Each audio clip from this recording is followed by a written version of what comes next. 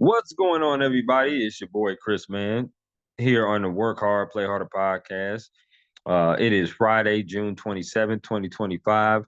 My name is Chris Drummond. I'm a freelance sports reporter and proprietor of this podcast, Work Hard, Play Harder, based out of Minnesota here, where I bring individuals on to talk about their why and get to know them outside of their occupation. I got a special guest that's going to be coming on with me today.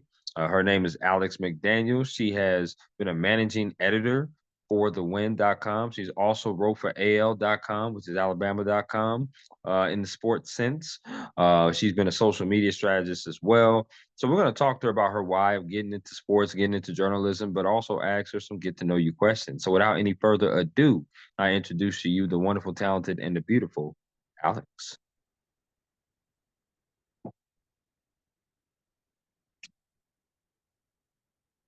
Can you hear me? Hold on. You there? Yes, I Okay. can. Hello, hello. It is wonderful, Is this wonderful to see better? you. Absolutely. I just want to again state that thank you for coming on to my podcast. I really do appreciate it. And I just want to ask you again, how has your week been going? It's been good. Outside of some technical difficulties, obviously. It's just one of those hectic weeks with Hmm. work and personal stuff, and just you know how it goes. You grow up and you hit your 30s, and you're like, it just never stops. There's never going to be a point where Absolutely. it's like, oh, I can take a break now.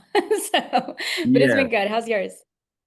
Mine has been very good. Been very slow on the freelance tip. Because not only do I do freelance, but I'm also a substitute teacher as well. And obviously school's being out, so it's been very slow, but it's still pretty good. Good productive week so far. I'm going to be doing some Lynx games coming up this next month. So Minnesota Lynx. So I'm happy to be doing that. That'll be awesome. So yeah, yeah, absolutely. So I'm looking forward to it for sure. Well, Alex, my first question to you is going to be about what is your why? Why do you do what you do? Did you have any role models or any inspirations growing up in the Memphis area, 901, right? That we say. Yes, the 901. Um, what is your what is your why of getting into sports and journalism? So I always say I really stumbled into sports. It was never, I always loved sports, particularly football. I grew up, my Mhm. mom was a diehard Cowboys fan. My Oh, dad that's all. grew up in, my dad grew up in Mississippi. So he was a big University of Mississippi football fan. And I just kind of grew up with those influences. But my goal was just well, initially I wanted to be an author. I wanted to be like a fiction writer.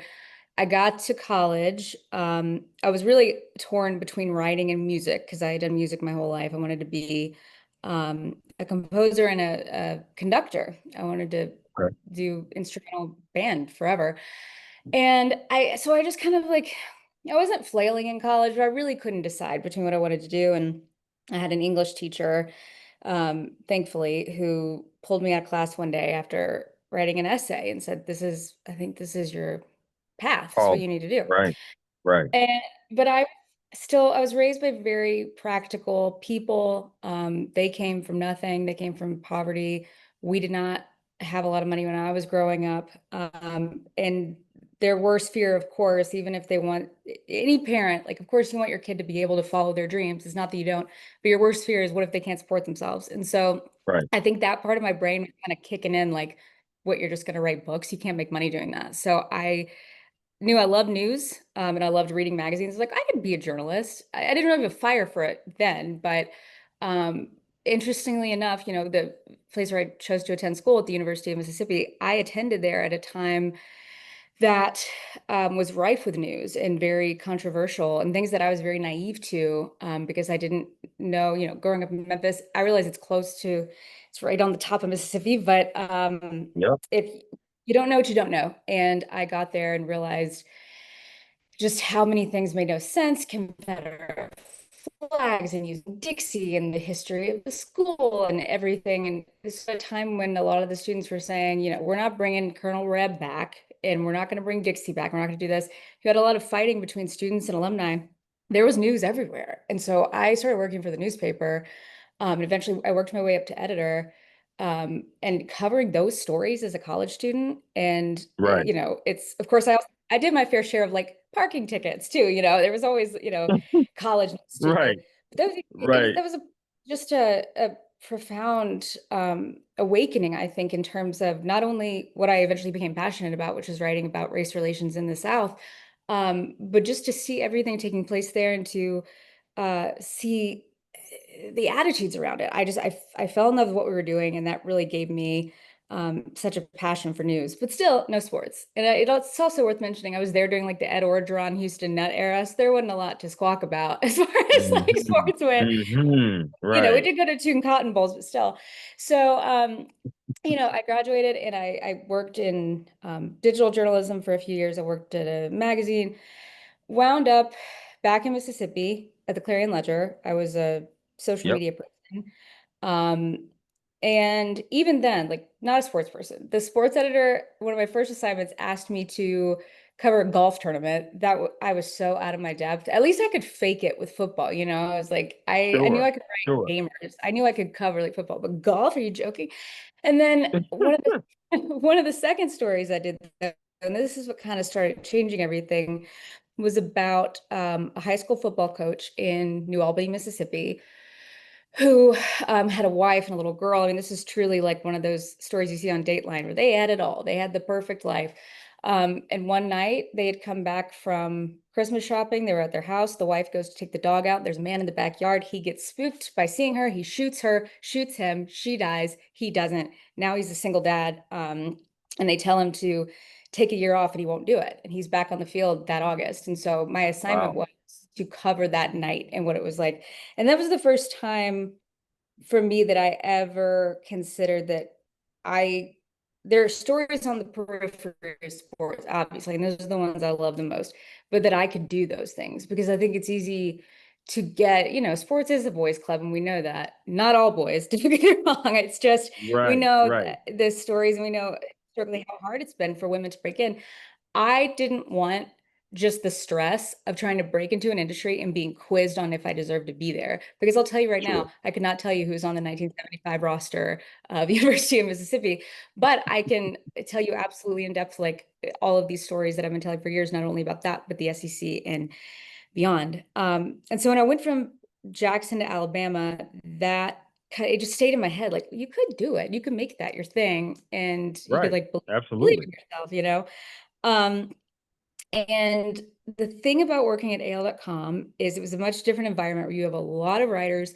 None of them really have beats. You have the Alabama and Auburn beat writers. That was the closest thing you had. And you Sure. had a few people who were set for like you did religion, you did education. The majority of us were just grab a story, write a story, grab a story, write a story. And you kind of felt like you were fighting for your life because you had to hit a page view goal at the end of the year. So you were just kind of grabbing anything that people would read. And that was really when Absolutely. I was like, we're in Birmingham, Alabama. We're in the heart of the SEC. There's so many people with so many stories. Like, you don't have to touch sports to be able to get these big stories. So I just kind of went all in on um, fan stories. And by that, I mean, like, one of my first ones I did, there was a guy who used to sit outside Bryant Denny Stadium days before they did their big A Day, which is like where you can meet Saban, or you could back then, get a picture with him. Well, he would show up 3 days before, camp outside the stadium with like a table and DVDs and a little Hmm. Roll Tide zombie. For days, he would do this just so he could be first in line to shake Nick's hand. And Wow. I think it's easy for a lot of publications to pick that up and just make fun of the guy and be like, can you believe this doofus or whatever? But I was like, well, there's a story there. The man's got a family. Like, let's go talk to him. And so I just went by myself to Tuscaloosa and I sat with him for a few hours. And at first, I think he thought I was one of those writers that just wanted to make fun of him. I wasn't. I truly wanted to know, like, how long you been doing Why this? you What does do your this? wife think Right. about yeah. Right. And what is and where do the stories come from? Because nobody just wakes up one day and says, "Okay, I like this team and this is my whole identity." Everyone has a reason why they like a team. It doesn't have to be a big family Hmm. tradition. Maybe it's just you moved to a new city and fell in love with it, and that's what it is. Right. But So that kind of led to, people noticed suddenly they were asking me to do SEC media days. Would I go there and interview people in the lobby? That was 2014. And I swear this story will end soon. All of these steps are a little important to answer your question. No, you good. You But good. No problem. the the big shift for me was that year in 2014, my dad died. And he and Mm, I, he was a big Mississippi football fan. My mom and sister, like they would go to the games, so they didn't really care. My mom was still very much NFL. My sister did not like sports. And it was obviously devastating in many ways, but when it really hit me was a few weeks after he died and we played Auburn. That was when Laquan Treadwell broke his ankle.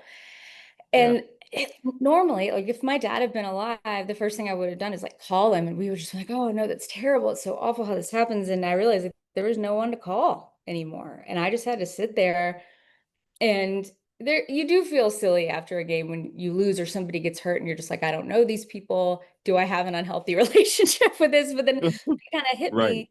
The relationship was never with that. It was with my dad, and that was the thing we shared. And honestly, I just after that, I was like as many sports like feature stories I could get. I wanted because it made me feel closer to him. And sometimes things just they snowball. And I had written a column about my dad in that night in the Auburn game. And then the next day that had been retweeted by like so many national writers who did not know who I was, but I knew who they were. Right. Right. And just like that, it's kind of a perception thing. Like people saw me as some sort of writer in sports. I've never called myself a sports writer because I feel like it comes with a connotation. Not that I don't feel deserving or whatever. I just feel you say sports writer, it's somebody who's in the game covering it. I was much more interested in what was happening outside of it, why people loved what they loved, the teams they loved what they loved, why they did what they did to center whatever part of their existence around it. And from there, it was just kind of job after job after job. And even though I still worked a little bit in news, I went to SB Nation in 2019 to be their deputy editor. Yep. And then after that, COVID happened, and I did a lot of jobs. And then I ended up at For the Win, and I was there for almost 3 years. So I love it. I that's kind of mean, it. So I think my why. Go ahead. I'm sorry, I didn't mean to interrupt. no, no, no. I said I love it. Yeah, you go ahead. Tell Am me I what's your why? just to kind of wrap that with a bow? I think I've always loved storytelling. I think to me, sports is a lens for everything we deal with in society. You can look Hmm. at race through a lens of sports. You can look at gender equality. You can look at healthcare. You can look at the economy. Sports is a lens to look at the rest of our world. And, you don't have to be a huge mega fan to do it, but I think those stories are really important. And particularly, even though I live in Chicago, I'm always partial to the South. I think Southern storytelling is important. And I think sports is right at the center of that. Yeah. So that's my 10-minute answer. No, Alex, I love that though. I love the fact that you went into depth. I appreciate your transparency about opening up about your dad. I mean, I have close correlations with my dad too in sports. Kobe Bryant was one of the main reasons why I wanted to get into sports, because I love sports with a passion. And I grew up in the West Coast, even though my dad and mom were both raised in Chicago, born and raised in Chicago. And I was born there too, but I was raised in California. So, and transplanted from the South to come up here to the Yeah. Midwest again, to Minnesota. So, 'cause that's where I graduated college. I graduated college in Kennesaw State University, which is about 20 miles from Atlanta, Georgia. So, very familiar with that for sure. You talked about it. You went to the University of Mississippi, so you're a Rebel alum. Talk to me. hmm Were there any other schools that could have persuaded you from going to the University of Mississippi? Yeah, there were a few. I think, I grew up in a very overprotective household. I want to say overprotective. I don't even mean it that much of an insulting way. I just think, my parent or my sister and I are 10 years apart. So I was the only child for a long time. And my dad was Mm, very like strict, and this is what she's going to do. This is what she's not going to do. I wasn't allowed to learn how to ride a bike because that would mean I would be biking on the streets or something. I don't know. Um, I really, because I was so like torn between journalism and music, I wanted to go to Northwestern. And my mom was originally from Chicago. She had family there. So my idea was like, let me go okay. there.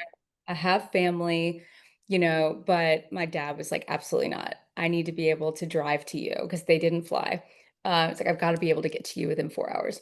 Um, Okay. I, I looked at Vanderbilt. It's pretty expensive. When I was still kind of toying around with music, I was auditioning around because we spent some years in Memphis, but then settled right out, like right across the bridge in Arkansas. So I did look at Okay. some Arkansas schools for music. I mean, the truth is, I started at Mississippi for a semester, and it was just too overwhelming for me. I didn't like it, and I transferred to Arkansas State for a year and a half before going Um, back to Mississippi. So, got like, you. I've Okay. had a Okay. I know. I've had a really weird journey, but I think, I had mentioned earlier my dad was a huge Mississippi fan, and he from the time I was young, when I say young, I mean like 4 or 5 years old, I started writing these little stories, and I wanted to back then I was like, "Oh, I want to write books, I want to be a writer." And he grew up in Mississippi at a time where, especially like I had mentioned earlier, he grew up in poverty and they had nothing, to where to him and a lot of people in that region of the state, going to a flagship school or going to any, school that wasn't a junior college unheard of. Like he knew he was never Right. going to get to go to college. So to him, he kind of really held it in high regard, which was funny because I think the average ACT score the year I started at Mississippi was like 17. So Oh he acted like, wow. "Oh, the Harvard of the South." Right. But as far as being a writer, it has a very rich literary culture. A lot of authors come through there. We have great independent bookstores. And like I said, I don't think my journalism career would have started the way it did, or I don't think my passion would have been the same if I hadn't been at a school where so many stories were going on directly dealing with race relations, and just the dehumanizing that the school upheld for a long time with these symbols and these songs and everything.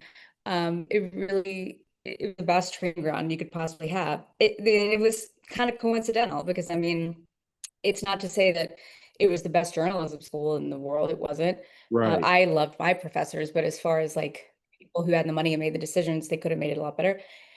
It was really just what was going on and kind of being faced with this um, like kind of not even just a Republican town, or it was not a Republican town, it's a blue town in a red state, but the alumni base kind of dealing with this weirdly like post 9/11 and then eventually like during Obama's administration, it's weirdly passionate people coming in on college students saying, mascots are the most important thing. It's also the most important thing. And you get to the bottom of that and you realize like, again, I talked about those lenses, right?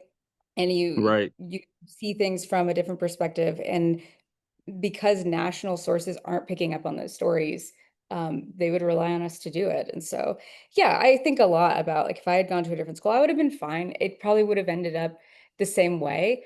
But I think personally, like that school at that time and the work that we were doing at the media center and at the paper was really crucial for me.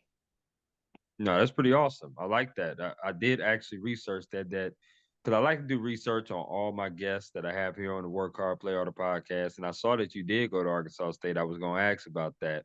But I also know Yes. that I believe the magazine you work for was Oxford Magazine, if I'm not mistaken. Yes. Yeah, so absolutely. So yeah, there's definitely doing a little bit of research and seeing where you went and stuff like that. But I appreciate Confusing that. on paper. It looks weird on paper, but that was actually so Oxford Magazine. I started that was years after I graduated. I went from AL.com back to Oxford to run like the town paper and start that magazine. And I had already had my son at that point. So I was there for 2 years and it was a great uh, again, it was a great opportunity to just get and do some work before the next step. But living in your college town as an adult, some people can do it. For me, that was just not something I wanted to do. That Oxford's a place that Yeah, I'm it's wearing an pretty Oxford tough. shirt right now. Pretty tough. I love to visit. I love to visit. Pretty place. Living there was difficult for me given the field I was in and given like the what I wanted for my son in our life. And so it's not me Sure. knocking Sure. Oxford. I'm just saying I love to visit and then I love to go home.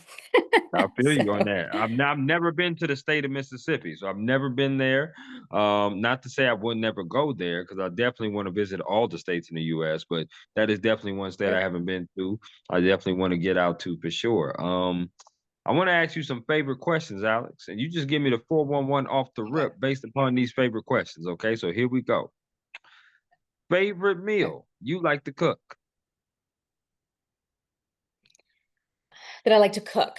Yeah. This is so cliche. Mississippi pot roast is probably my favorite because it's so easy and it's so good and people think you have hours in it. And it's just you take like a chuck roast and you put, I don't know if you have an instant pot, you sear it in an instant pot, and then you throw it in there with like a jar of these peppers, like the pepperoncini peppers. Put the peppers in, a packet of ranch dressing mix, like just trust me. And what else? There's God, I'm so embarrassed here. Like a stick of butter, some salt and pepper. I know I'm missing a big one. Maybe au jus mix. Put that in there. You put it in the Instant Pot, or you can do a Wow. crock pot all day, but Instant Pot for like 2 to 3 hours, I think. So I have to write down everything. And it tastes like you've just been hanging out in the kitchen all day making this delicious roast. I put it on everything. We eat it on potatoes or on bread. It is the best meal. I love like a low lift for the most praise because I don't mind Okay. like during the week with my son, especially. Like I grew up in a hamburger helper house and that was great. And we had food and we never went hungry. I'm not putting on airs, but I feel you I on do that. love I a definitely meal. feel you on that. Right? But I Yeah. love a meal. We're like, oh my goodness, how long have you been working? And I'm like, it took me 15 minutes to put all that in that pot. I Like, know that's right, girl. it's I'm great. with you on that totally.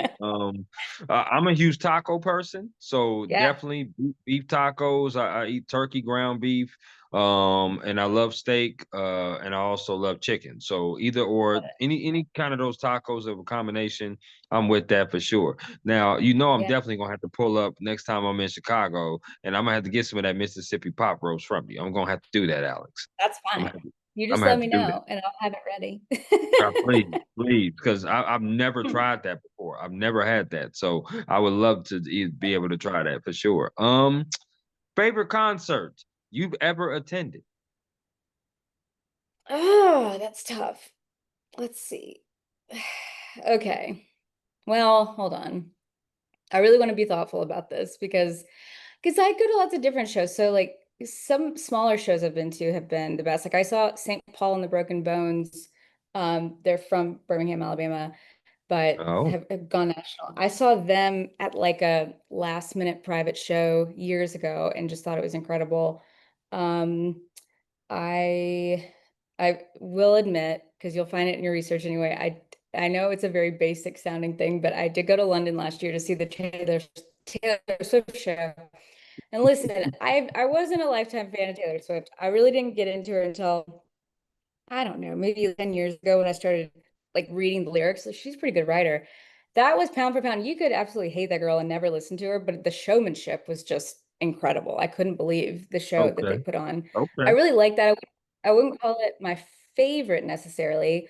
Um, gosh, I've seen, and then there are just people I've seen way too much. Like, I know we all hate Justin Timberlake right now, but he can put on a show. What can Yes, I he say? can. Yes, he can. No doubt. And I was old school. Like I went to my first NSYNC concert was like 1999. So I've been there Mm. with him through all of that. Wow, you take me What? back to my middle school years. I think I was in middle school at that time. I was in junior high for sure. So Okay. I was, Yeah. I think, right? Yeah, I was 13 when I went to that show. Oh Um, wow. Okay. So yeah, you were a year younger than myself because I was 12 at that time. okay. Yeah. And Okay. so I don't know, I've been to a lot of different ones that I just fell in love with. I really like a good music festival. I haven't been to one since I was probably 31 or 32, so I don't know if I can hold up at this age, but I love anything where you can hear a lot of different artists. And I know I don't have a straight answer for that, but I've seen a lot I like a lot of different kinds of music too. And I Okay. am just as happy. I'm just as happy at like, you know, Beyonce at Soldier Field as I am in like a juke joint in the Delta listening to like really good blues music and drinking something weird Absolutely. from a paper cup. You know what I mean? Absolutely. I'm Yes, all I over the do. Yes, place. I do. I definitely know that. I would. Those are some good shows, though. I would probably say for me, definitely, I'm all over the place with music too. I love Alicia Keys, but I also love The Weeknd.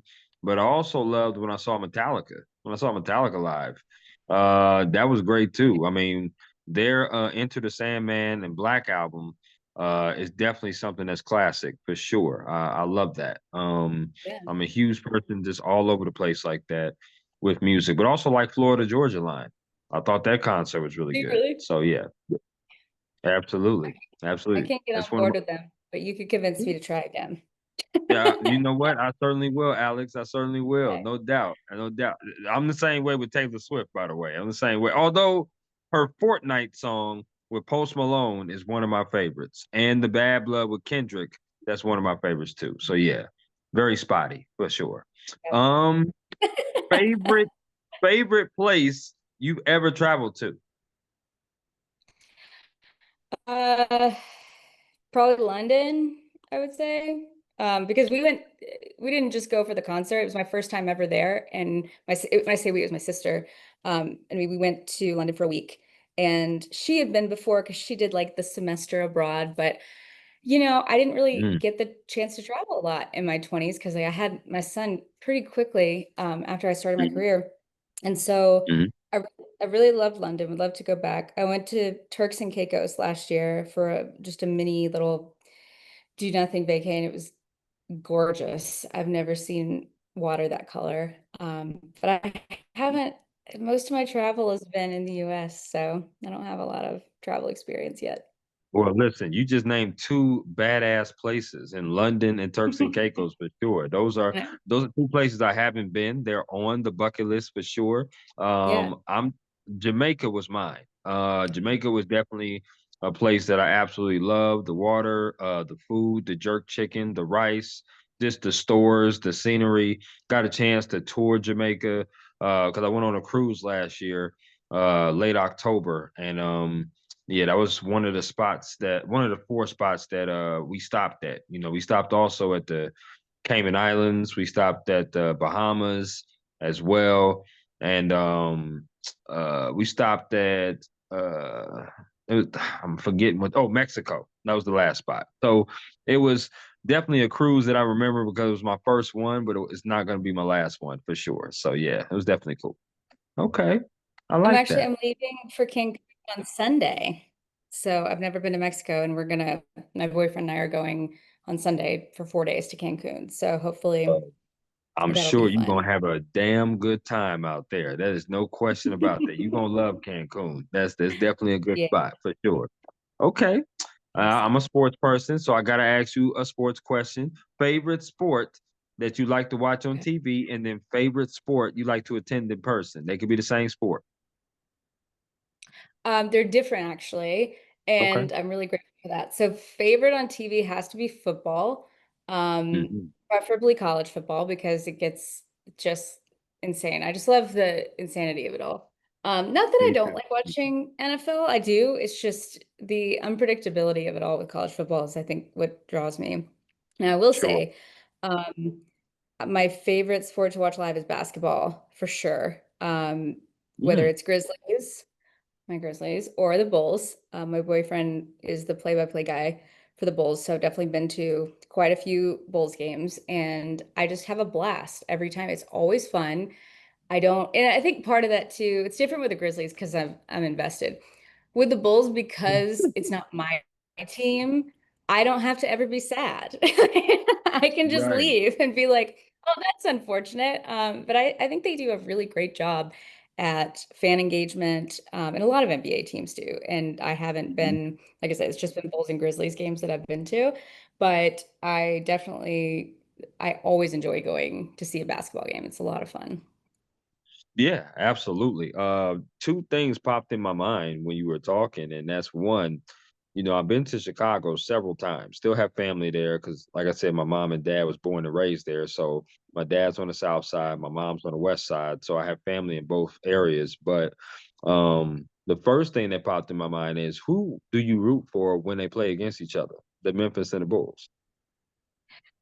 Memphis, always, always. Um, Okay. and Okay. that's So you because ten you 10 toes down, 901 Memphis. You 10 yes, toes down. Okay. yeah. And like I'll wear Bulls stuff some like if I go to games and obviously they're not playing Memphis, I'll wear Bulls stuff out of supporting Yeah. Adam, and that's fine. But like when even when they're not playing in Chicago, if they're playing each other, I will like take my kid to school wearing my Grizzlies gear, just so everyone knows where I stand on the game I feel because that. I I feel that. can't, I'm definitely a casual fan. Like I get into it when like we get to the second half of the season because I'm usually so caught up with football. But so I would never claim Mhm. to be like some diehard. But I believe in the ties of home and I've moved around a lot and I am very attached to the city of Memphis. I'm attached to the Memphis Grizzlies and yeah, I could never Love turn it. my back on them.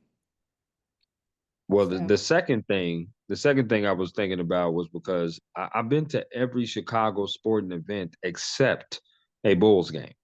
I've been to the United Center, but that was for Blackhawks.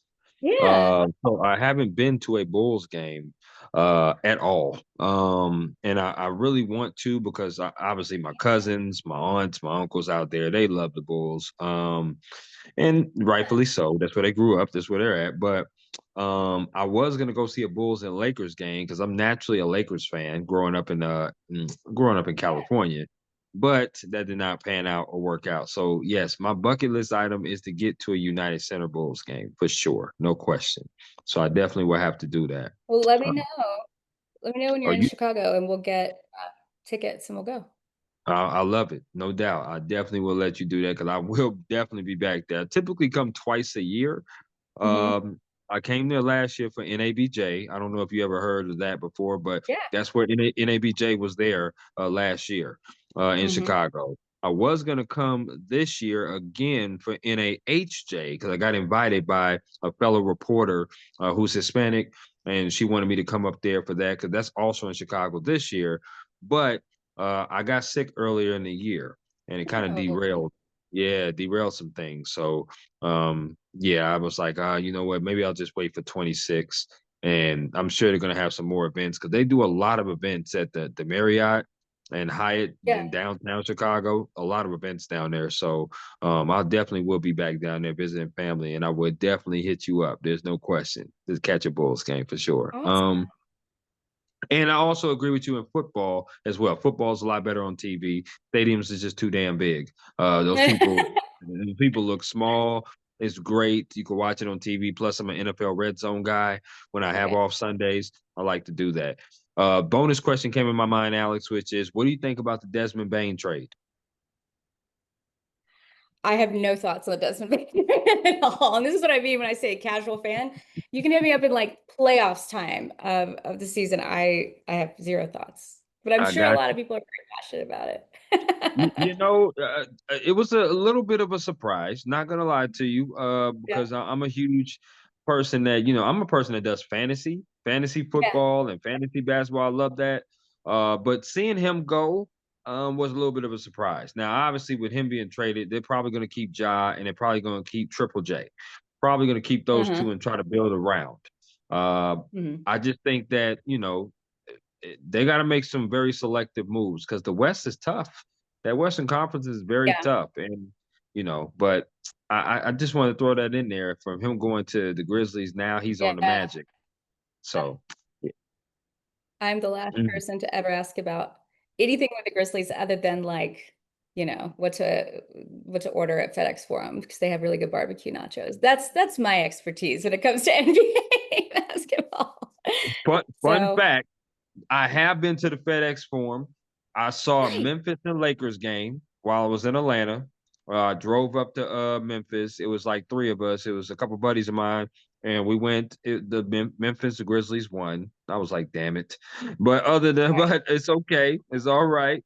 It was a good time. They did have some nachos with some barbecue, and my friend ate it. I didn't eat the barbecue nachos because I was like, let me get regular nachos. I don't know about this barbecue and this nachos, but I did try one of his and they were actually pretty good. They're pretty good. They're so So good. yes, FedEx, Like, barbecue in general in Memphis is just great.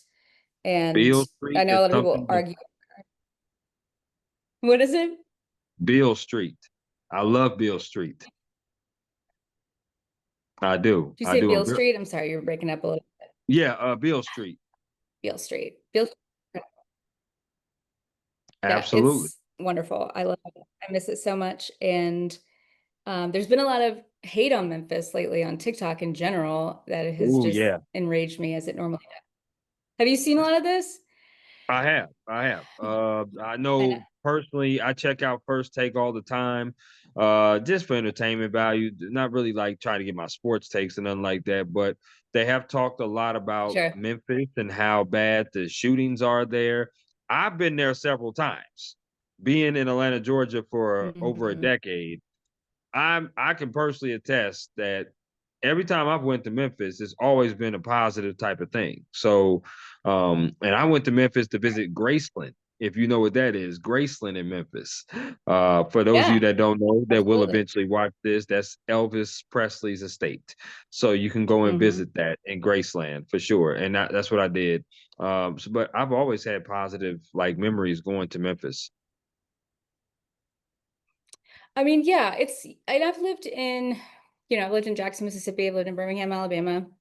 I've lived in Hmm. a lot of places that are in now Chicago that are known for being among the most dangerous in America when it comes to straight statistics and shootings per capita. And I understand that. And it's not to Right, say those things don't exist, but as a person who's lived in these places and as a journalist, there's nothing I can't stand more than crime stats out without context and without understanding. Um, just giving somebody a number, well, this many shootings happened that year, and now we're not right, having as many shootings, or we're having more. That really give people the context they need to live their lives and to live safely. It's like anything else. Like as long as you know where you're going, don't walk around like certain places at night.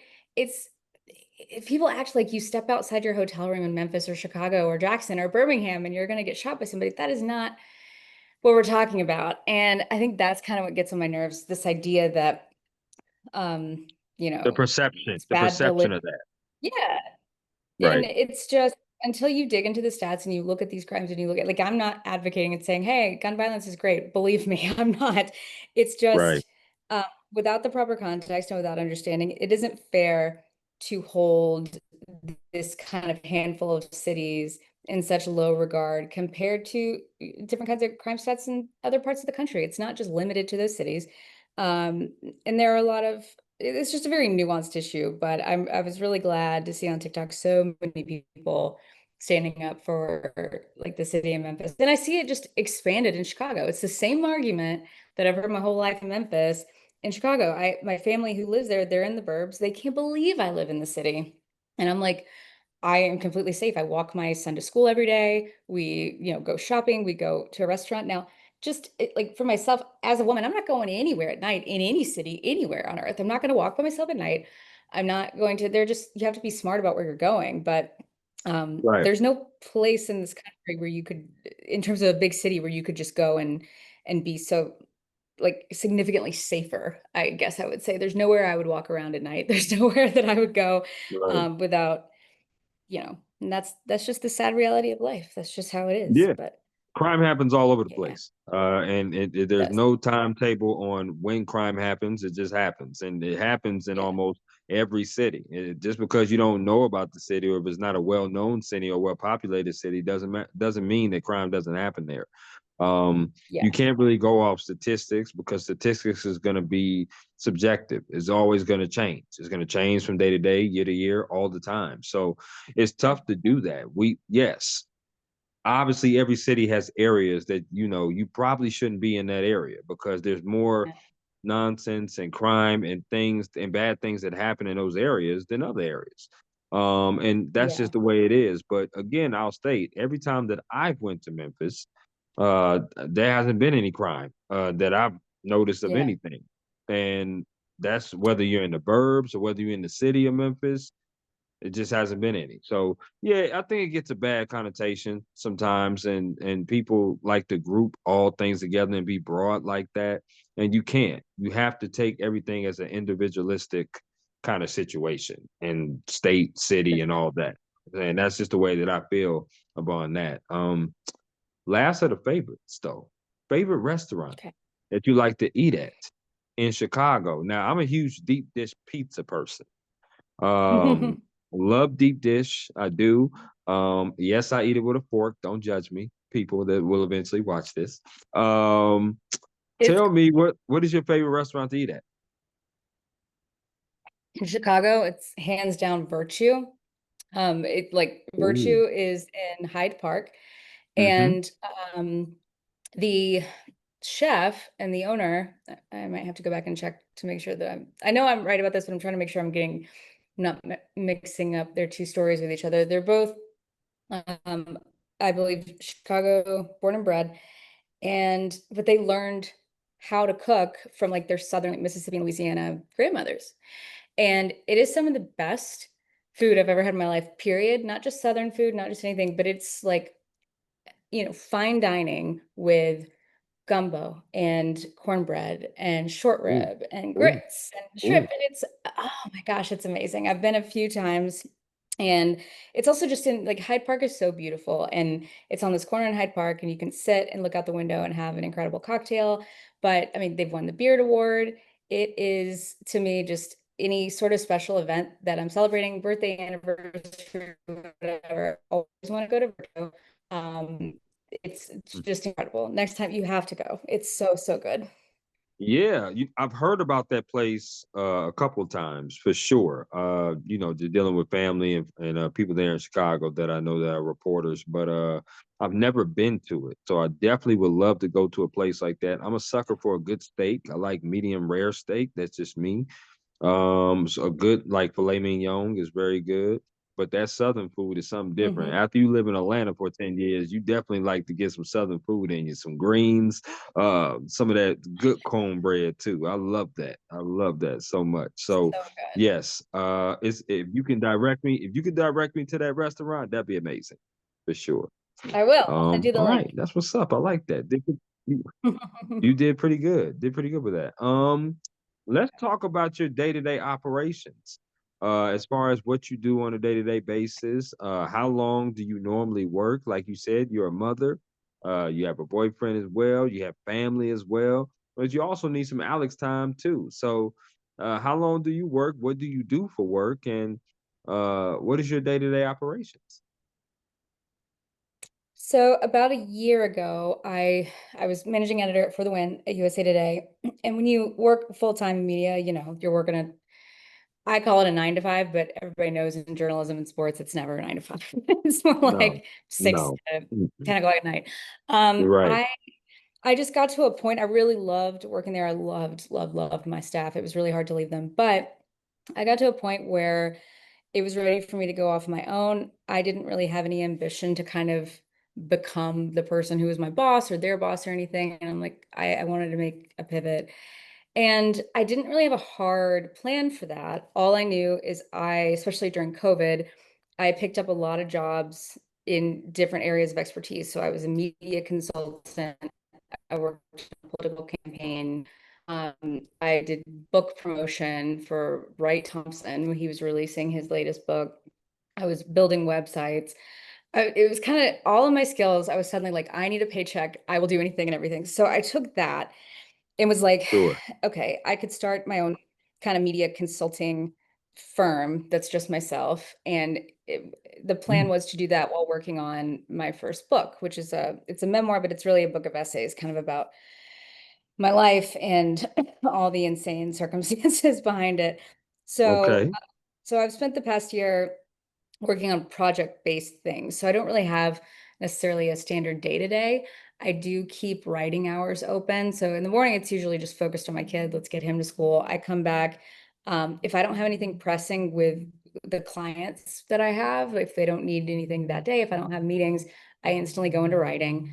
I will, I don't really take like a lunch break, but I will usually take a break, stretch my legs, maybe pivot to another project, maybe do some reading.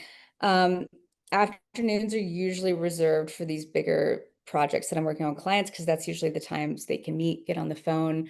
The stuff I do, it just depends on the client. Like sometimes they want a whole editorial strategy, sometimes they want me to physically build their websites. Sometimes they just want to get on the phone and talk about, marketing ideas or branding ideas. I'm happy to do that. And pick my son up from school, go home. I depending on the day, like I go to the gym a few times a week, I might throw that in there. Okay. Get dinner ready, kind of like try to wind down for the night. It too, so my boyfriend, he works for Fox Sports. He's a play-by-play guy for MLB and NFL, and he also does the Bulls play-by-play. So he's on the road 5 to 7 months out of the year, and we Right. just constantly adjust. So if he's on the road, I'm usually just hanging with my son or, doing our night, and I might do some writing after he goes to bed. If my boyfriend's in town, then, he typically comes over when I've got my son during the year because my son's with his dad during the summer. He'll come over, we'll make dinner and talk or whatever. He's usually getting ready for the next game. So he'll go do his prep work. I might do some writing. There's just never a standard day because we're all over the place. But I will say, Absolutely. even Yeah. through the chaos, I don't regret the decision I made. So far, I've been able to make it work. And I feel a lot freer than I used to in terms of I can kind of set my own hours and set my own workload. So it's been nice. Absolutely. No, that sounds amazing. And it's really good to hear that because people need to know, getting into this journalistic kind of field and media kind of field that every day is not going to be the same. There's always Yeah. going to be different days and different things going on. I'm kind of in the stretch of um, trying to even brand my podcast even more and make it more profitable. There has been certain Hmm. podcasts where I've interviewed people where people have been like, "Oh yeah, if you interview this person, I can pay you for that." And I was like, "Okay, that's pretty cool. I can do that." Yeah. But I want to be able to make my podcast even more profitable as well and grow it even more and brand it even more. So I'm definitely in Sure. that transition of trying to figure out what can I do to be able to do that. And it's it's an ongoing thing for sure, but I really enjoy talking to different people and just getting different ideas and learn about different whys. Because I also love learning about different job occupations as well, um, because Yeah. something may intrigue as well. So that's for sure. Yeah. But it's a great segue too because of mental health and work-life balance. As a journalist, I'm sure you've seen it. I've seen it. There's been many times where people have stepped away from this industry because of mental health and work-life balance. We just discussed and talked about it. You have a son, you have a boyfriend, you have clients, you have family, you wear a lot of hats. And Yeah. there's only 24 hours in a day. And you need some Alex time too. You need some time to yourself. How do you manage your mental health, but also still try to maintain that work-life balance and not, get burnt out or overwhelmed? I think it's definitely been easier over the past year. Like I said, like setting my own kind of boundaries and everything has been much easier to Hmm. do. It's hard because I'm always battling myself, and when I'm not working, I feel like I should be working. I mean, even now, like, um, today was going to be kind of a no work day, but I was so excited that we had the podcast because I feel like I was doing something. And I was excited anyway Hmm. about the podcast, but I was also like, Sure. okay, we're in work mode because I'm really bad at just not knowing what to do with myself when I do have downtime. I think I don't, let me be clear. I do not mean that in like a type A workaholic personality. Like, oh, what do I do if I'm not working? I love Right, right, downtime. Don't get me wrong. right. What I mean when I say I battled that is because for so long I equated my work to my worth. And like Mm. who I saw myself as a person, like even during COVID, when everybody at SB Nation, almost everybody got laid off due to the company. It wasn't because we were bad at what we did. That was so hard for me mentally because I had never lost a job before. And even though I knew why it happened, I couldn't get it out of my head that, like, if I had just been better, if I had just been more critical to the company, if I had been more essential. So really, like, the it's not as hard to have the physical work-life balance. Like, I can look at a calendar and say, these are the work times, these are the down times. What's hard for me is getting it in my head that I am at my best when I honor those boundaries. That working myself to death doesn't make me better at my job, it makes me worse. It makes me frazzled and tired and not as creative and not as fast, honestly, not as being able to get stuff done. And so Sure, I think sure. that just the kind of like that mental challenge is always there. I do see a therapist. I think therapy is very important. Um, any way you can get it. And I know it's not the most affordable thing in the world, but if you do live somewhere that has like free resources that you can find online, even if it's, once a month with somebody, I just think it's important. It's no different than getting a regular checkup at the doctor. You need to to have somebody to talk to. I think that's important, and I think just kind of trying to be trying to live in the day to day and not get so caught up in what I think or what I used to think I was supposed to be by now or in 5 or 10 years. I mean, if you had asked me when I was 23 where I wanted to be at 38, I would have been like editor of the Times, or executive Oh producer of yeah. a news show or something. Right. And when I finally let go of those like expectations that I put on myself, and I said, why don't we just do good work that's worth Mm, doing? Things got a right. lot easier for me. Um, so that's not a great answer, but I do think it's important in this field. It feels so competitive, and it is competitive in a lot of ways, and it feels so cutthroat. But like the day I stopped trying to do it for everyone else's expectations and what everyone else wanted me to do is the day that it got fun again. And I remembered why I got into it in the first place. Because I just got tired of constantly having to feel, I just always felt like I had to show people something. Like, oh, I did this, I Right. did that. Who cares? If you're unhappy, who cares? Right. So I think you got to find what you love and hopefully find a way to make money at it. And that's a good life, you know? Absolutely. I'm glad that you said that. And I appreciate your transparency and openness talking about therapy. A lot of people look at that like, oh my gosh, that might be a sign of weakness. I mean, back then they did, certainly, because they didn't Sure. want to open up about mental health and how you're breaking down. But it's a real thing. It's a real thing. No question Yeah. about it. I love the fact that you made of you just got to find something that you love to do, and you can't always please everybody. And so, in this case, Yeah. I had the same kind of thought process of, especially as a sports, reporter starting out in Atlanta, Georgia. I could tell you, I wanted to write articles that was great. Everybody pick up a piece of paper, see my name, see my picture. I'm so happy. I'm doing something that I love to do, and I'm writing about football, baseball, basketball. Now, Alex, I could tell you this one time where I went to cover a game. I was so happy. I'm on the field, but the team that I covered lost 66 to nothing. It was a football game. And this is just high school. Okay. Yeah. But when you're covering a high school team, you know that the ages range from 14 to 18. One. Yeah. Number two, you're not trying to bash anybody. I'm not trying to bash anybody. I'm not trying to demean anybody. I'm just simply just trying to write a good story, good enough story to where people can read it.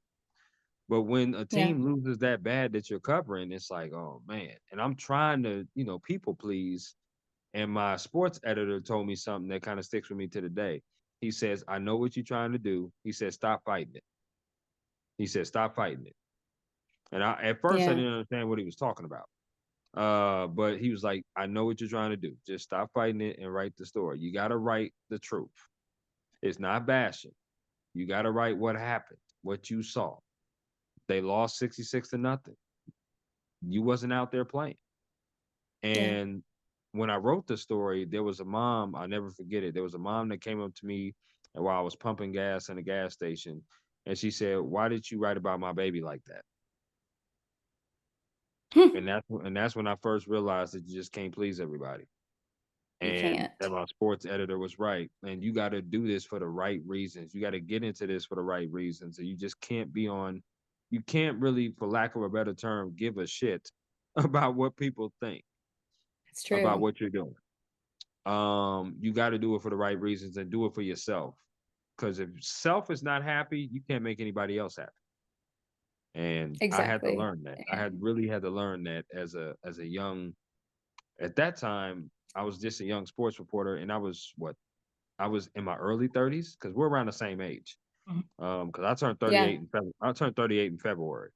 So um I was in my early 30s, but I was really a brand new pup. And as far as Yeah. sports reporting locally, getting into it. So I really appreciate you saying that. I really do. Yeah, I think it's important that people are honest about this business and they're honest about how they feel about it. Hmm. And there are just too many people in this business who suck so much. They're just such Right. assholes. Right. Um, and they make it miserable on everyone else. And like once you get out of that and you kind of find your own little space in it, it can be enjoyable. Now, I don't know if I'll do it forever. It's hard just to, like freelancing's hard. Everything's hard right now. Everything's just really It is. kind of terrible. It But is.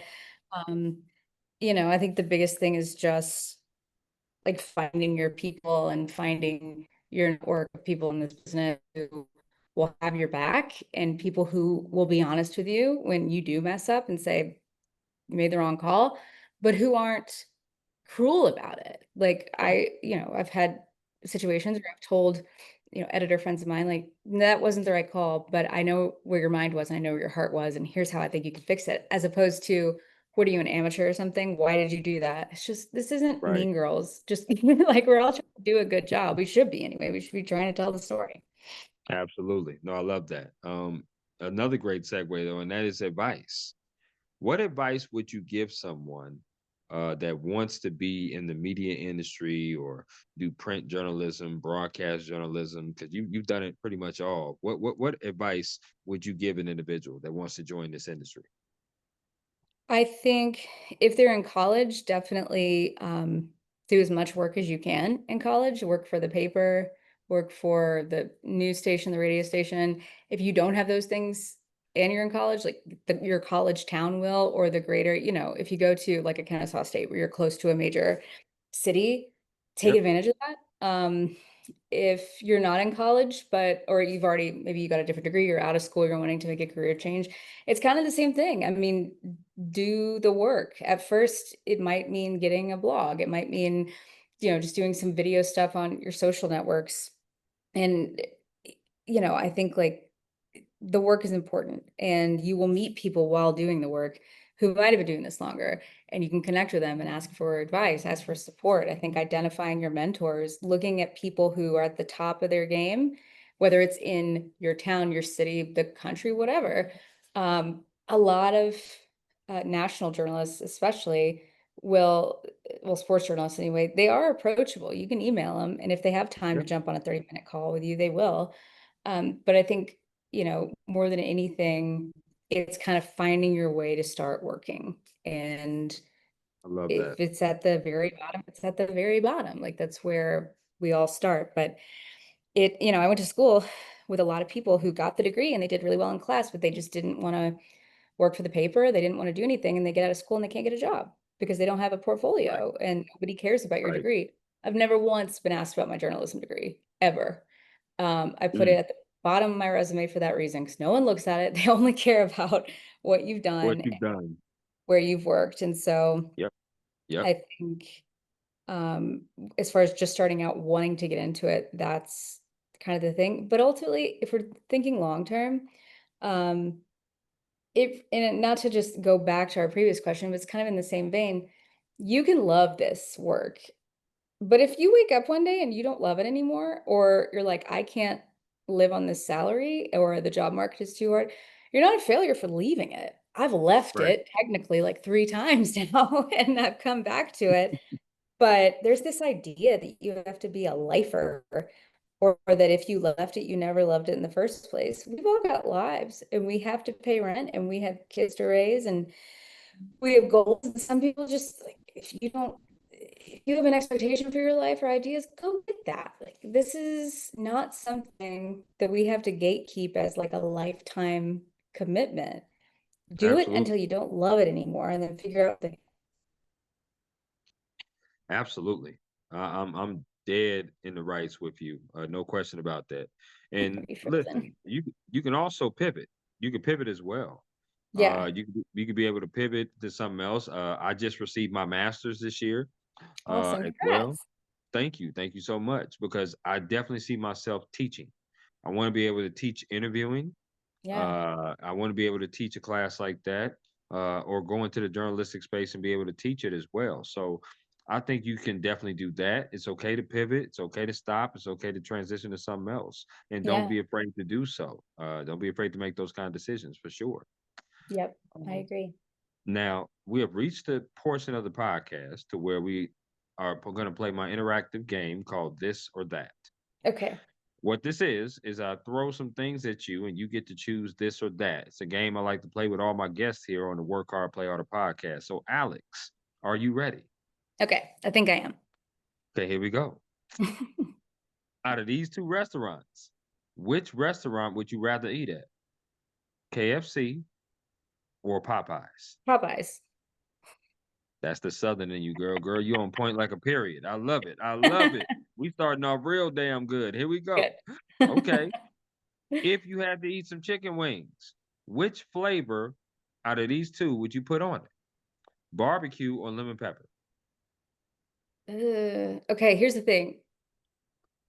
Well, it depends, honestly, because some lemon pepper doesn't taste like anything. I do like a lemon pepper though if it's well seasoned. So I will say like Mhm. a well seasoned lemon pepper, but I typically Okay. do not like a barbecue wing. So Okay. So do you like your wings wet or dry? if it's lemon pepper, dry. And if it's Okay. barbecue, if it's like dried on, that's the thing. I don't like a messy barbecue thing, but if it's buffalo, like a hot sauce, I'll do a wetter sauce. So It you just like depends. you like hot wings. Yeah. Okay. So let me ask you, do you like your wings bone in or boneless? Bone in for sure. Okay. Because Okay. it's chicken nuggets otherwise. You don't know how many doggone people have said that on this platform. They be like, "You're eating chicken nuggets," and I'm like, "Okay, I like bone-in wings too, but if they put that chicken nugget on your plate, is your ass not gonna eat it?" Oh, I will. Yeah. I just Mm, don't like I love a nugget. Don't get me wrong. I just right, when I right. think wings though, it's a project. Like it's something I want to get at, you know? So I got you. So give you a wet wipe and go to work with That's the true. with the. Okay, I got you. I like that. Yep. Okay, so since I'm gonna ask you this particular question here, which Ole Miss player do you revere more? Laquan Treadwell or AJ Brown? Oh no. That's hard.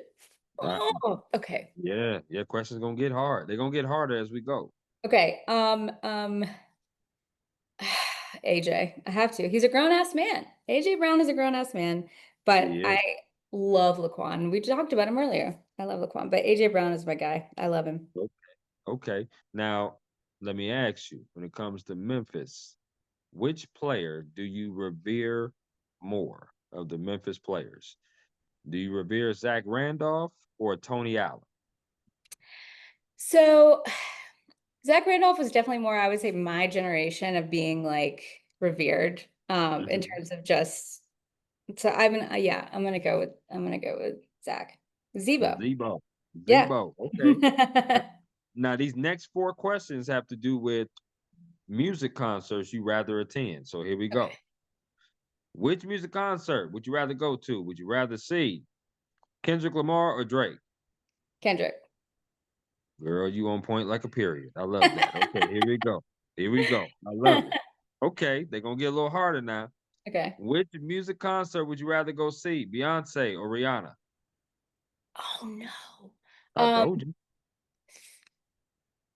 I'm gonna say Rihanna because I haven't seen Rihanna. Okay, you gonna Okay, say so Rihanna? yeah, Okay. but I mean, I'm not gonna say that's gonna be the better. I can't choose, but I would say because I've never seen Rihanna live, so I would like to. So yes, I'll say Rihanna. Okay. Yep. Now, which music concert would you rather go see? Would you rather go see SZA or would you rather go see her? Ooh, SZA probably, and that's another one of just kind of like I got it in my head a few years ago that I wanted to. So Okay. yeah, Okay. You that's got it. some good taste, girl. You got some good music taste too, I see. I'm Which music concert would you rather go see? Brandy or Monica? oh my God. Now I know you know about them too, Can because I tell that's you? my genre right there.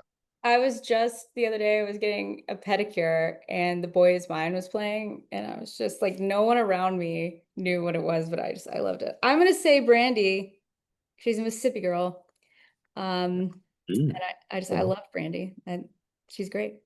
Okay. Obviously, the Boy Is Mine tour is going to be happening. They just announced that.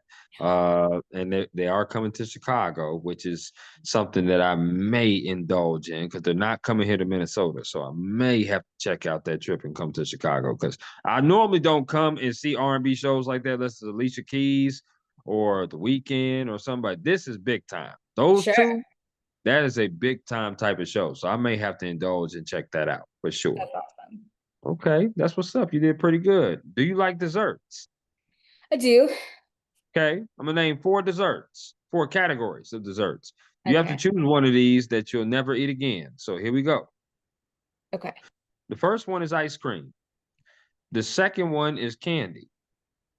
The third one is cookies. The last one is cake slash pies. So they're grouped together. Which one are you getting rid of? Okay. I am lactose intolerant, so I'm getting rid of ice cream. Yeah, that was pretty damn easy, Alex. That was pretty easy It's for like you for that's so sure. easy. Mm-hmm. Okay. What's your favorite cookie? I love a chocolate chip. I'm kind of a classic Okay. girl, but yeah, I'll go with chocolate chip. Got you.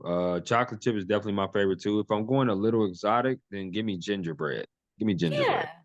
I love a good gingerbread, like a ginger snap or something with a little bite to it. I Yeah, like I like a nice, soft, warm gingerbread cookie. That's me. it. For sure. Although the Pepperidge Farm oatmeal raisin cookies are to die for. I love those. I don't Love. hate oatmeal raisin. I know a lot of people just can't stand them, but I've always liked an oatmeal raisin. I have nothing wrong with them. Oh, it's very good. Very good. Okay.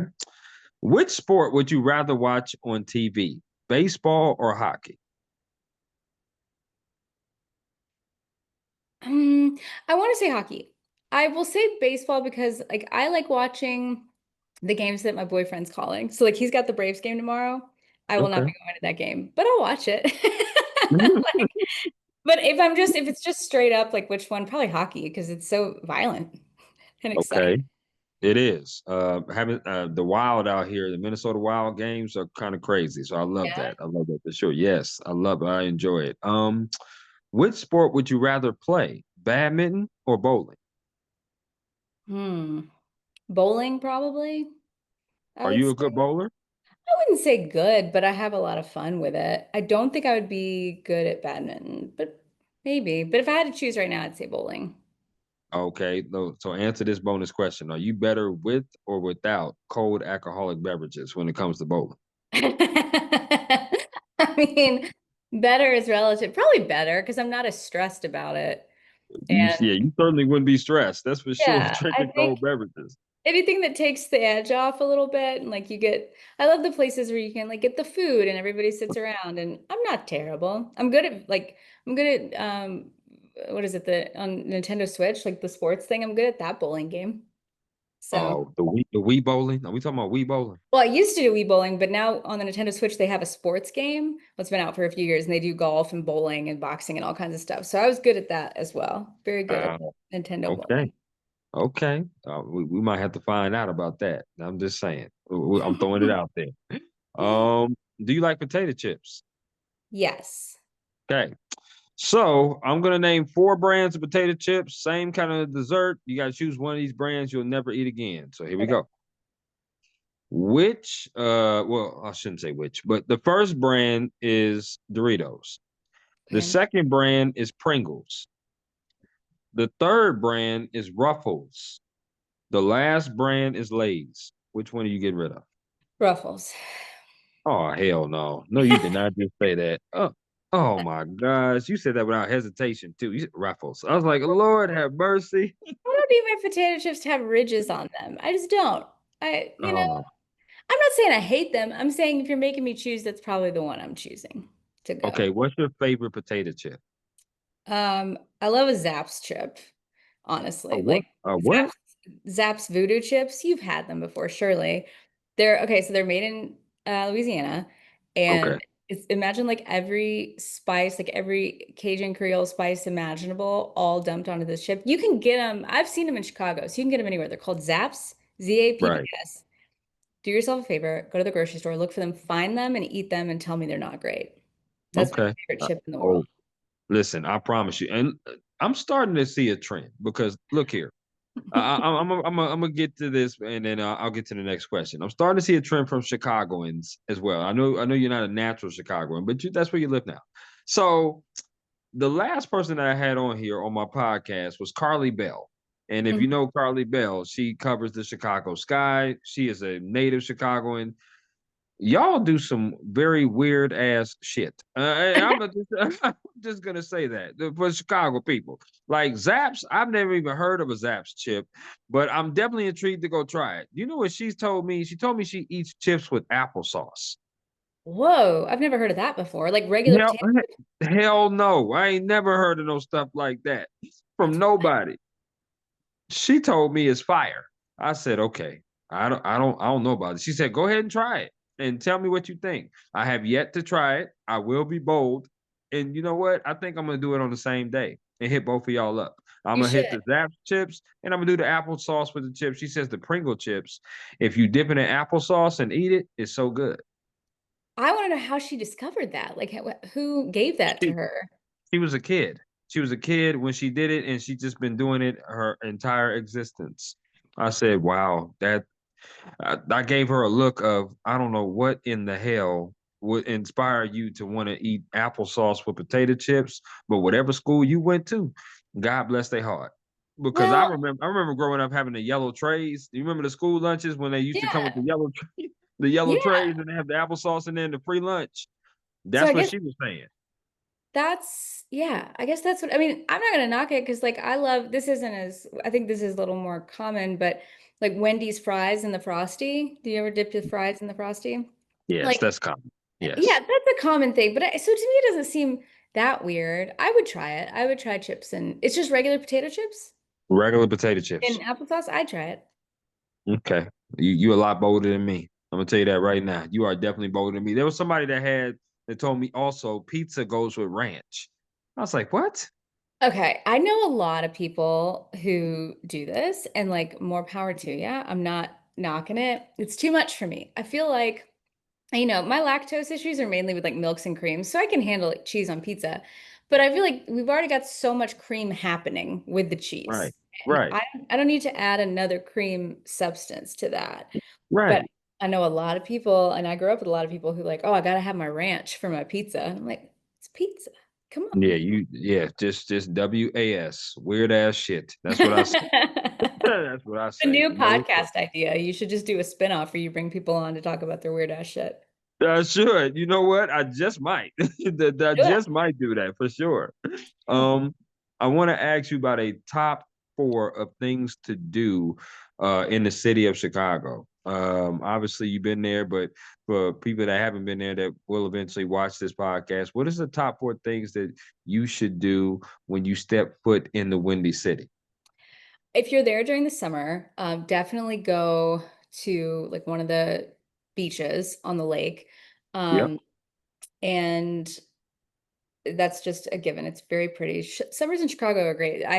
This week it was just intolerably hot, but um, Yeah. really great. This is very touristy, but I've talked to locals who have done this next thing too, and they love it. The architecture tour. You book it online, you get on a boat that either docks from the lake or the river, because the river runs through Chicago.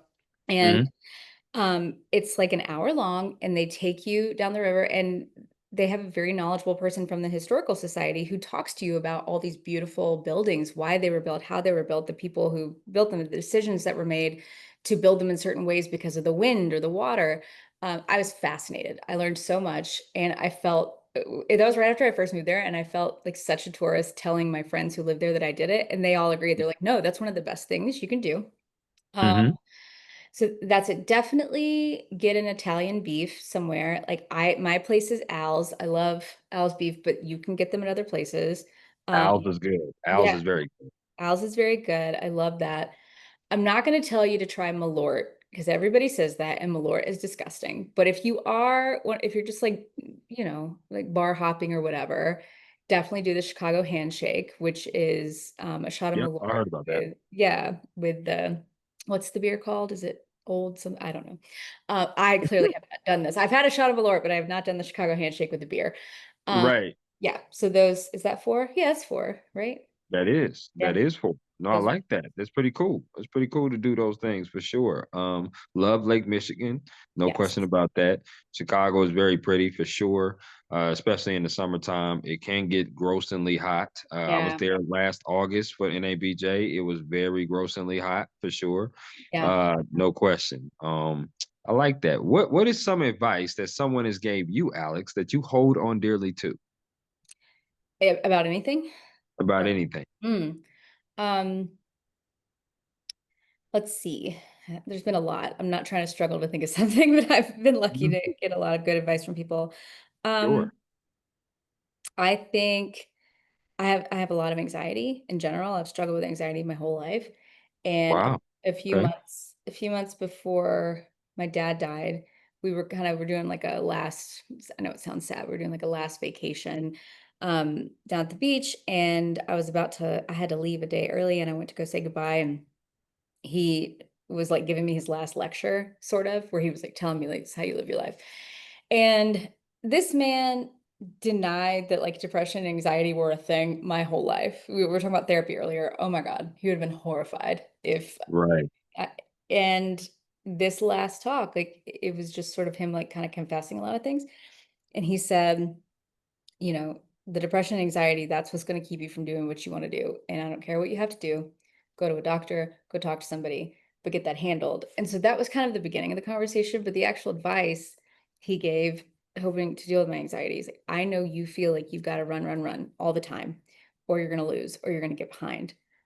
You got to be okay with being behind. And my son had just been born, not even a year before. And I was really struggling with the fact that when you have a kid and you're a single mom, like your job does not get to be your job anymore. And I was like, Right. I'm going to fall behind. All my dreams are gone. And he said, all good things will rise to the top eventually, just maybe not Right. on your timeline. And you have Mm, to just keep your head down, do the work, whether it's in your actual work or what you want for your home life, your finances, whatever. Eventually, it will be okay. And, to me, like, to some people, that might sound just like a really silly platitude of, oh, it'll be okay, great, thanks, like, whatever. But coming from him, because he had spent his whole life, kind of denying that anxiety could be as destructive, it gave me something to kind of center me. And it's not to say that it just fixed all of my mental issues, but whenever I do get caught up in that, I can't do as much as my peers do because of this or that obligation or whatever. I sit back and I really look at my life and I say, like, things have worked out because he was right. All good things are going to right. rise. All good things are going to Right. rise to the top. And as long as you don't, weigh yourself down with the bullshit, you'll be okay. That's no, that's really good. That's really good advice. And obviously I see why that stuck with you because I can tell just from talking to you in this podcast episode the influence your dad had on you.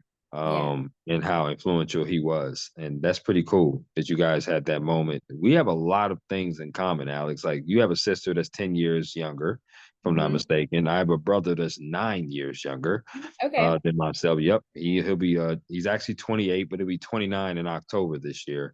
Um, and then obviously Chicago roots. You living there, me being born there, having family there, us being in the media industry. It was just been so cool to just talk to you and hear your story about Awesome. growing up in the South and being in the South. Also, I lived in the South for over a decade and still have Yeah. family there. My mother's still in Atlanta, Georgia, as well as my aunt and uncle. So I really do appreciate you allocating your time on my podcast for sure. I have two more questions, and this next one is rapid fire. Okay, so what this is, I'm gonna just throw some things out, and the first thing that comes to your mind, I want you to just shout it out with glee. Okay, so Okay. here we go. Pancakes or waffles? Pancakes, Ribs or chicken? ribs, Netflix or TV shows on TV? Netflix. Texas Roadhouse or Longhorn Steakhouse? Ah, man. Texas Roadhouse. That's a good question. You can't beat them cinnamon rolls though. I Them, know. you can't beat the cinnamon butter. The cinnamon butter is Dude, so good. it's amazing. Okay, spades or dominoes? What'd you say? Spades or dominoes? Domino's. You Yeah. know how to play some dominoes? No, well, I used to watch. Like this is a really stupid answer to this question, but I had a grandpa who loved it, and I love to watch him play. But I like spades too. But Okay. I love the aesthetic of watching people play dominoes. Okay. I Like like that. Favorite I, color. I would be crappy at both of them. So Okay. I like the honesty. I appreciate yeah, that. Favorite color. blue. Favorite sandwich. Uh, honestly, like a BLT, a good BLT, or no, no, no, Hmm. I take it back. Tomato sandwich. Tomato sandwich. It's like white bread, mayonnaise, two slices of tomato, little salt and pepper. Amazing. No, Okay. I'm telling you, I'll send you a link. I'll send you links to all these things. Okay. Okay. We're gonna move on from that one. Okay. Favorite alcoholic drink. Um, Bourbon. Does it Okay, good does it have to girl. be a cocktail or can it just No, be okay, no. just bourbon? Bourbon is quite well. Bourbon is quite fine. Favorite card game. Um, I always liked War. I know that game goes on Ooh, forever, but I always liked it War. does. That's a Um, good game. What about favorite board game? hmm. Monopoly with the right people. But I don't like Yeah. to sit there and just play like a 4 hour round of Monopoly. But if you're like having fun and Hmm. people, yeah, I guess I'd say Monopoly. Oh, you know what? Clue. I love Clue. Clue is good too. I I'm a sorry person. I like sorry. So like yeah, Sorry. sorry. Yeah, sorry's pretty good. If you had a choice to take three people with you on a vacation, who are those three people and where would you go? Any three people? Any three people. They could be friends, family, or celebrities. Oh, that makes it really interesting. Oh goodness. Well, God, that makes it really hard too. Um, I would say mm, my boyfriend for sure. Okay. Um, Yeah, and don't leave him out. You can't leave him out. I know Walton Goggins, who's I don't know if you know who that is, but like Mm-mm. he's come up as a celebrity more this year, but he's been working forever. He was on White Lotus, um, Righteous Gemstones. Like he's just sort of been working in Hollywood forever, and he seems like a really fun guy. Okay. And okay, so that's two. And then I guess my sister, she needs to have a good time. Okay. Where would y'all go? Um, maybe like Italy. Okay. I've always wanted to go to Italy. I'm a big, when I'm on vacation, I want it to be about the people, the food, the drinks. Like, obviously, you love a pretty location, but I'm not a big, like, let's make an itinerary and go on a bunch of activities and stuff. I kind of just want to be cool, like, go to great restaurants, have great conversations, Yeah. lay out by the pool or the beach or whatever, and just have a good time. So, I love it. yeah. I love it. That's what's up. It's pretty dope. Okay. Last of the rapid fire. If you had a choice to choose between three songs or three artists, what would those three songs and three artists be that you could listen on repeat and never get tired of? Never. Never. Um, my answers are going to be very stupid, but they're true. Um, okay. That's actually a really hard question for me, but I'm gonna try. Okay. I'm trying to think of like Okay. what's in my all-time list right now. So, um, Dolly Parton, Here You Come Again. I just love Oh, it from when I was little. okay. I love Dolly. Um, Okay. this is such a lame answer, but I don't care because I think it's just nostalgic and it reminds me of my youth. But Halo by Beyonce, I think it's a Wow. Yeah, that's a good one. wonderful That's a song. good one. I like that. Um, and then you said three. Yep. Um, One more. one more, and there are just so many great songs in the world. So I know I'm gonna like screw this up, but I love to dance more than anything in the world. And so Mm. probably I want to dance with somebody, Whitney Houston. Yeah, you can't never get tired of that song. I That's a know. pretty good song for sure. For sure. Have you ever been to Dollywood? Yeah. I've been to Dollywood too. I've been to Yep. Dollywood too. I wanted to ask that since you said Dolly Parton. There has been a couple people on here that have said Dolly Parton when I asked that question, but they said a different song. I think they said the song was "Working 9 to 5." I think That's a that's good song. It's just you get used to hearing it so much, and yeah. for me, like songs have to be very personal to me. Like I need to be able to place where I was the first time I heard them. Not that I don't like radio hits too. I do. I just rarely um like go back and listen to them. If I go back and listen to old stuff, it's usually stuff that maybe wasn't released or at least wasn't that big of a single. Right, And right. Dolly's got a whole repertoire. So Okay, I like that. No, you did pretty good.